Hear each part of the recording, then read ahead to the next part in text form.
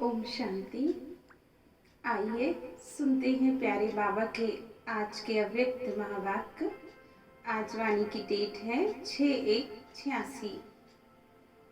Heading है संगम युग जमा करने का युग।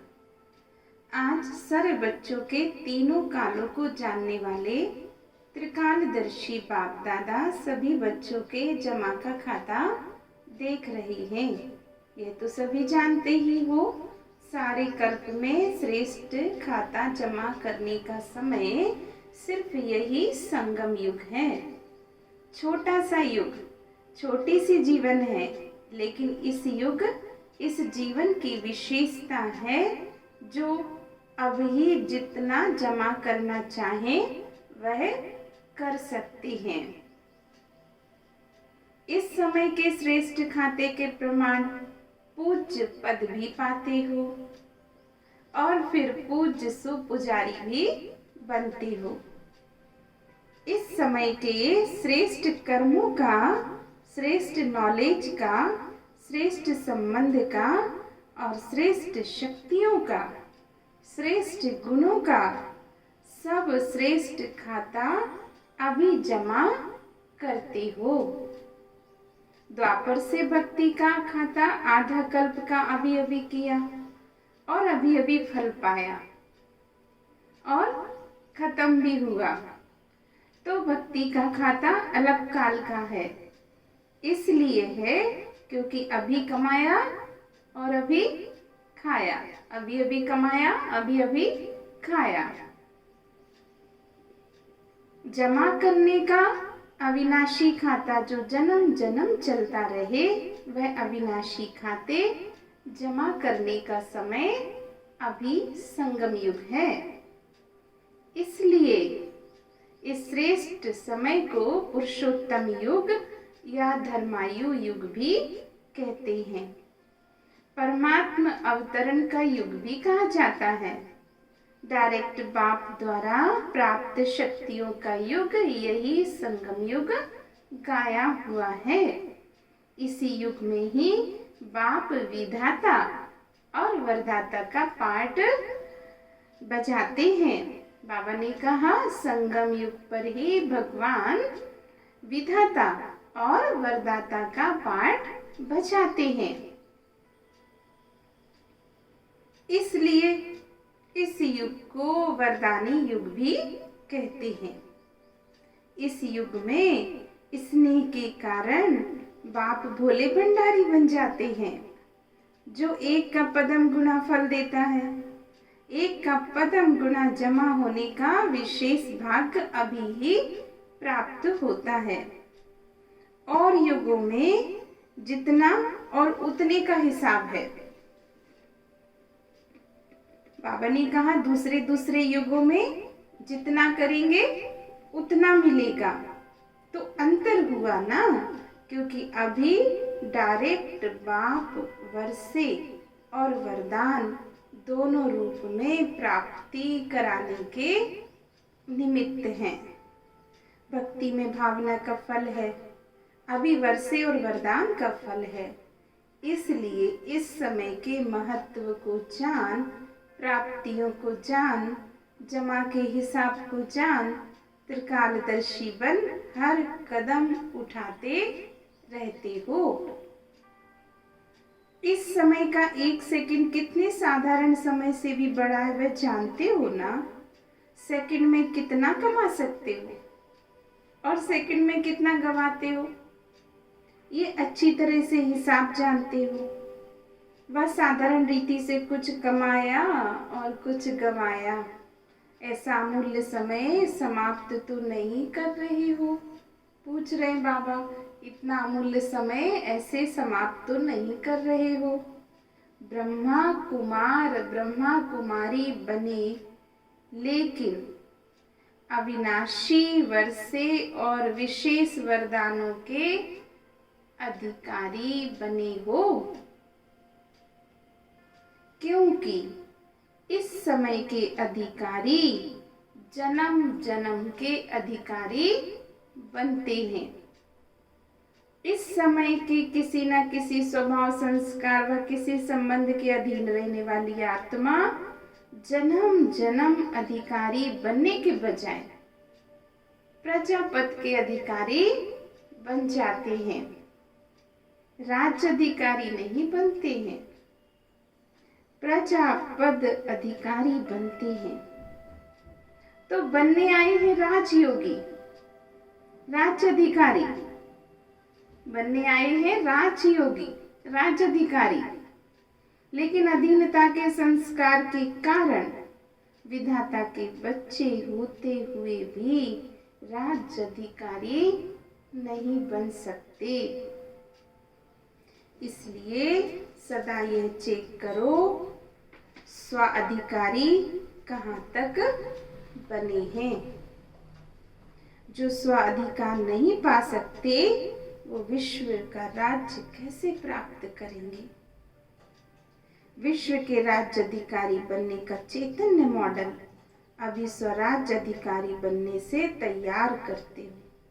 कोई भी चीज का पहले मॉडल तैयार करते हो ना, तो पहले इस मॉडल को देखो। स्वाधिकारी अर्थात सर्व कर्मेंद्रियों रूपी बीज के सर्व कर्मेंद्रियों रूपी प्रजा के राजा बनना है। बाबा बोले स्व अधिकारी अर्थात सर्व कर्मेंद्रियों रूपी प्रजा के राजा बनना। प्रजा का राज्य है या राजा का राज्य, ये तो जान सकते हो ना। प्रजा का राज्य है तो राजा नहीं कहलाएंगे। प्रजा के राज्य में राजवंश समाप्त हो जाता है। कोई भी तकलीफ, कोई भी कर्मेंद्रियां धोखा देती हैं तो स्वराज्य अधिकारी नहीं कहेंगे। बाबा ने कहा कोई भी आपकी कर्मेंद्रियां धोखा देती हैं तो स्वराज्य अधिकारी नहीं कहेंगे। ऐसे भी कभी नहीं सोचना एक दो कमजोरी तो होती है, संपूर्ण तो लास्ट में बनना है। लेकिन बहुत काल की एक कमजोरी भी समय पर धोखा देती है। बहुत काल के अधीन बनने के संस्कार अधिकारी बनने नहीं देंगे, इसलिए अधिकारी अर्थात स्व अधिकारी अंत में संपूर्ण हो जाएंगे। इस धोखे में नहीं रह जाना। बहुत काल का स्व अधिकार का संस्कार बहुत काल के विश्व अधिकारी बनाएगा। थोड़े समय के स्वराज्य अधिकारी थोड़े समय के लिए विश्व राज्य अधिकारी बनेंगे।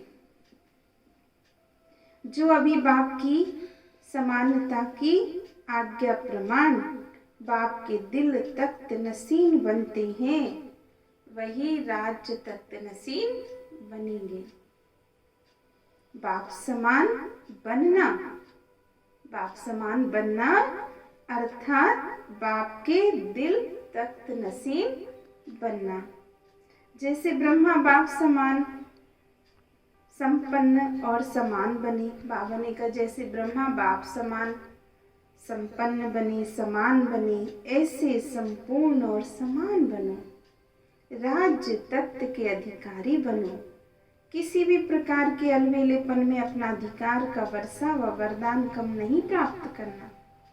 तो जमा का खाता चेक करो, नया वर्ष शुरू हुआ है, पिछला खाता चेक करो और नया खाता समय और बाप के वरदान से ज्यादा जमा करो। सिर्फ बाबा बोले सिर्फ कमाया और खाया ऐसा खाता नहीं बनाओ। अमृत बेले योग लगाया, जमा किया, क्लास में स्टडी का जमा किया और फिर सारे दिन में परिस्थितियों के वश, माया के वार के वश और अपने संस्कारों के वश जो जमा किया वह युद्ध में गंवा दिया, खर्च कर दिया, विजयी बनने में खर्च कर दिया। तो रिजल्ट क्या निकलेगी? बाबा ने कहा जितना कमाते हैं उतना खर्च कर देते हैं, तो क्या रिजल्ट निकलेगी? कमाया और खाया, जमा क्या किया? इसलिए जमा का खाता चेक करो और बढ़ाते चलो। ऐसे ही चार्ट में सिर्फ राइट नहीं करो। क्लास किया, हाँ योग किया, ऐसे चार्ट में राइट लगाते, लेकिन जैसे शक्तिशाली योग के समय के प्रमाण होना चाहिए वैसे रहा। समय अच्छा पास किया, बहुत आनंद आया, वर्तमान तो बना लेकिन वर्तमान के साथ जमा भी हुआ। इतना शक्तिशाली अनुभव किया। चल रहे हैं, सिर्फ ये चेक नहीं करो। किसी से भी पूछो कैसे चल रहे हो तो कह देते हैं बहुत अच्छे चल रहे हैं, लेकिन किस स्पीड से चल रहे हो ये चेक करो। चींटी की चाल चल रहे हो, रॉकेट की चाल चल रही। बाबा ने बोला चेक करना है रॉकेट की चाल है या फिर चींटी की चाल है। इस वर्ष सभी बातों में शक्तिशाली बनने की स्पीड और परसेंटेज को चेक करो। कितनी परसेंटेज में जमा कर रहे हो? 5 रुपया भी कहेंगे जमा हुआ, 500 रुपया भी कहेंगे जमा हुआ। जमा तो किया लेकिन कितना किया? समझा क्या करना है? गोल्डन जुबली की ओर जा रहे हो। यह वर्ष सारा वर्ष गोल्डन जुबली का है, तो चेक करो हर बात में गोल्डन एज अर्थात सतो प्रधान स्टेज है। वह सतो अर्थात सिल्वर स्टेज है। पुरुषार्थ भी सतो प्रधान गोल्डन एजेड हो, सेवा भी गोल्डन एजेड हो।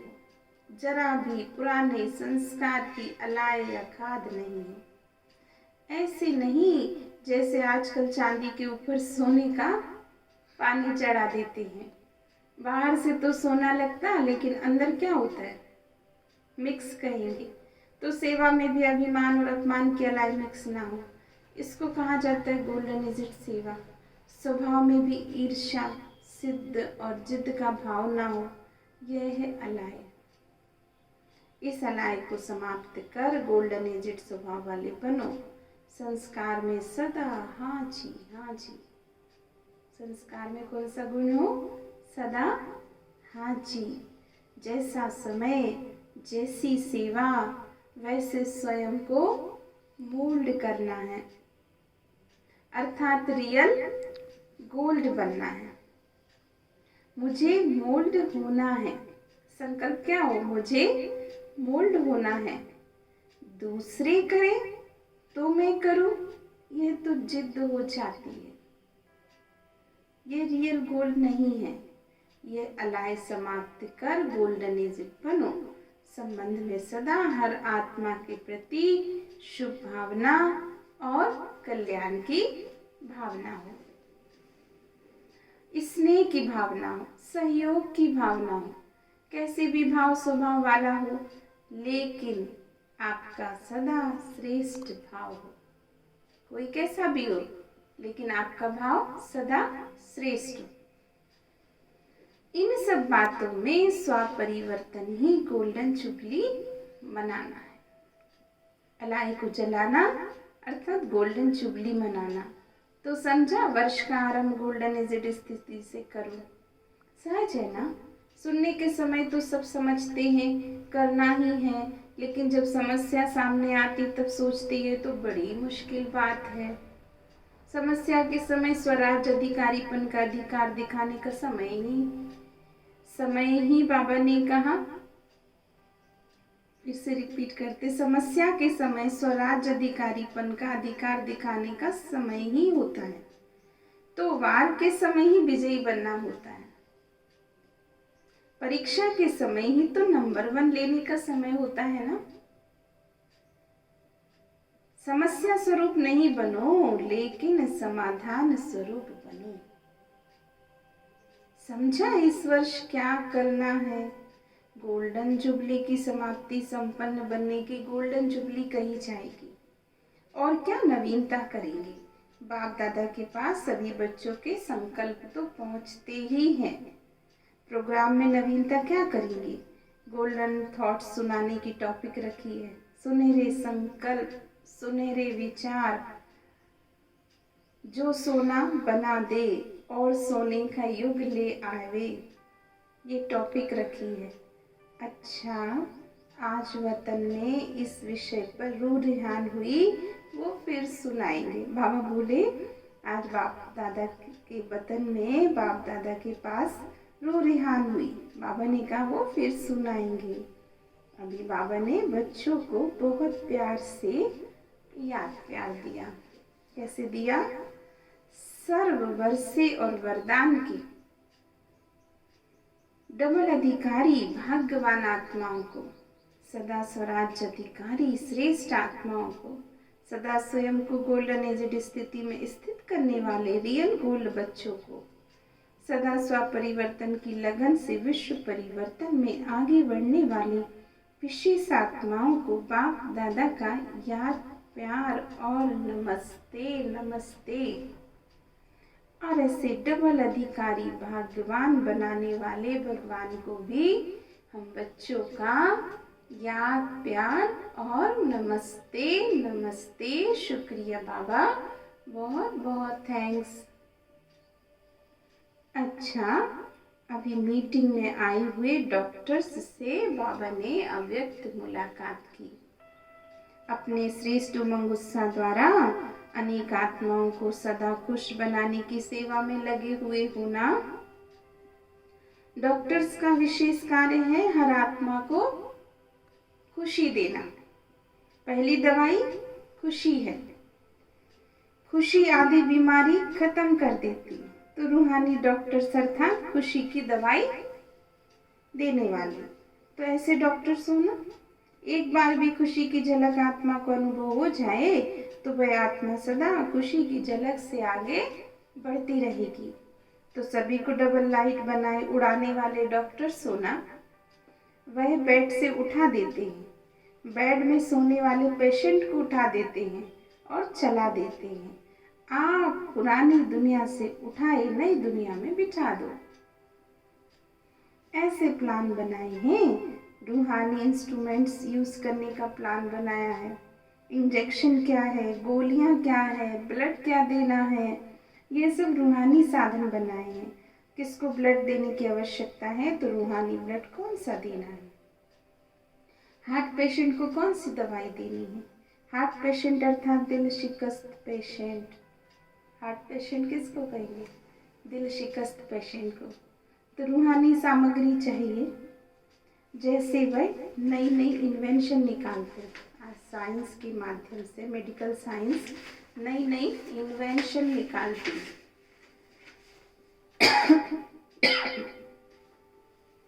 वो साइंस के साधन से निकालते हैं। आप साइलेंस के साधनों से सदाकाल के लिए निरोगी बना दो। जैसे उनके पास सारी लिस्ट है, ये इंस्ट्रूमेंट है, ये है, ऐसे आपकी भी लिस्ट हो लंबी। ऐसे डॉक्टर्स हो एवर हेल्दी बनाने के लिए इतने बढ़िया साधन हो। ऐसे ऑक्यूपेशन अपना बनाया है। सभी डॉक्टर्स ने अपने अपने स्थान पर ऐसा बोर्ड लगाया है एवर हेल्दी एवर वेल्दी बनने का। जैसे अपने वह ऑक्यूपेशन लिखते हो, बाबा ने कहा जैसे अपना वह ऑक्यूपेशन लिखते हो, ऐसे ये लिखत हो जिसे देखकर समझे ये क्या है, अंदर जाके तो देखें। आकर्षण करने वाला बोर्ड हो, लिखत ऐसी हो जो परिचय लेने के बिना कोई रह ना सके। वैसे बुलाने की आवश्यकता ना हो, लेकिन स्वयं ही आपके आगे ना चाहते भी पहुंच जाएं, ऐसा बोर्ड हो।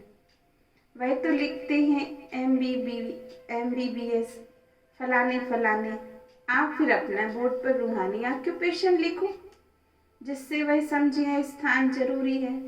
ऐसी अपनी रूहानी डिग्री बनाई है या वो ही डिग्रियां लिखते हो बस। बाबा ने कहा उन डिग्री के साथ साथ अभी रूहानी ऑक्यूपेशन भी लिखना है। अच्छा, सेवा का श्रेष्ठ साधन क्या होना चाहिए?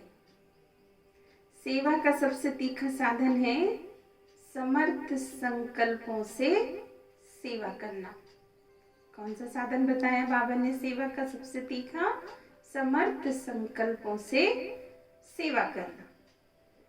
समर्थ संकल्प भी हो, बोल भी हो और कर्म भी, तीनों साथ साथ कार्य करें, यही शक्तिशाली साधन है। वाणी में आते हो तो शक्तिशाली संकल्प की परसेंटेज कम हो जाती है, या वह परसेंटेज होती है तो वाणी की शक्ति में फर्क पड़ता है। तीनों साथ साथ हो, जैसे कोई भी पेशेंट को एक ही साथ कोई नब्ज देखता है, बाबा ने कहा जैसे कोई भी पेशेंट को एक ही साथ कोई नब्ज देखता है, कोई ऑपरेशन करता है, इकट्ठा इकट्ठा करते हैं। नब्ज देखने वाला पीछे देखे, ऑपरेशन करने वाला पहले कर ले तो क्या होगा, उल्टा पुल्टा हो जाएगा ना। इकट्ठा इकट्ठा कितना कार्य चलता है। ऐसे रूहानियत की सेवा के साधन इकट्ठा इकट्ठा साथ साथ चले। बाकी सेवा के प्लान बनाए हैं वह बहुत अच्छे हैं। तो आज बाबा ने विशेष समझाया कि आपको भी मनसा वाचा सेवा इकट्ठी करनी है। जैसे डॉक्टर्स नब्ज देखते हैं, ऑपरेशन करते हैं, इंजेक्शन, सब साथ साथ ट्रीटमेंट चलती है।